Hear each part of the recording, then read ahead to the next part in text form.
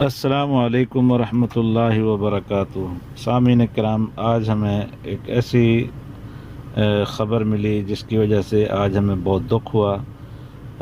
کشمیری حریت رہنما سید علی گیلانی صاحب، جو کہ اس دنیا سے رخصت ہو چکے ہیں، جنہوں نے اپنے آزادی کے لیے دن رات انتھک محنت کی اور کبھی نہ خوشی دیکھی نہ غمی دیکھی، ہر وقت اپنے لوگوں کے لیے جد و جہد کرتے رہے اور ان بے آسرا لوگوں کے لیے ہم وقت تیار رہے، جنہوں نے ہر وقت قید و بند کی صعوبتیں برداشت کی، دشمن کے ہر وقت محاصرے کے اندر رہے، کبھی جیل میں تھے، کبھی باہر بھی تھے تو اگر گھر میں نظر بند تھے۔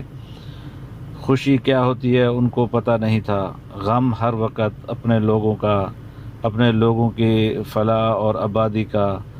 اور دوسری بات یہ کہ جتنے بھی مجاہدین کام کر رہے تھے یا حریت رہنما تھے، سب کے لیے وہ ایک سبب اور ذریعہ تھے۔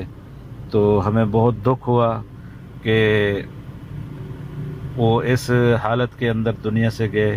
انڈیا جو ہے ہر وقت انسانی حقوق، اس وقت ان کو یہ نہیں احساس کہ جب وہ اس دنیا سے گئے تو ان کی تدفین چوری چھپے کر دی گئی۔ ان کے جسد خاکی سے بھی اتنا ڈر تھا کہ اب ان کا چہرہ مکروہ زہر ہو گیا ہے کہ لوگوں کو صرف اور شور مچاتا رہتا ہے انسانی حقوق۔ تو کیا یہ انسانی حقوق کے اندر نہیں آتا کہ ان کے رشتہ دار عزیز و اقارب کو ان کے جو ہے نا جنازے کے اندر شرکت نہیں کرنے دی گئی؟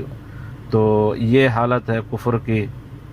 تو میں تمام مسلمانوں سے دعا کرتا ہوں، اس عظیم رہنما کے لیے دعا کریں کہ جو اس دنیا سے رخصت ہو گیا، اور ایک آزادی کے متوالوں کے لیے جو بھی بات کرتا تھا وہ ان کے اندر جان ڈال دیتا تھا۔ اللہ تعالی حضرت سید گیلانی صاحب رحمہ اللہ کو جنت الفردوس کے اعلیٰ مقام کے اندر جگہ عنایت فرمائے، اور جتنے بھی مسلمان اس جد و جہد کے اندر لگے ہوئے اللہ تعالیٰ ان کو استقامت اور جرأت عطا فرمائے۔ تو میری دعا ہے، درخواست ہے آپ سب حضرات سے کہ ان کے لیے ایصال ثواب کے لیے دعائیں کرے، اور اللہ پاک تمام مسلمانوں کو، جتنے بھی اس کشمیر کے اندر ہمارے مظلوم مسلمان بھائی ہیں، ان کو استقامت دے، جرأت دے، اور جو ہے نا اپنے بھائیوں کے لیے ہر وقت جو ہے نا ہم کوشش کرتے رہیں۔ السلام علیکم ورحمۃ اللہ وبرکاتہ۔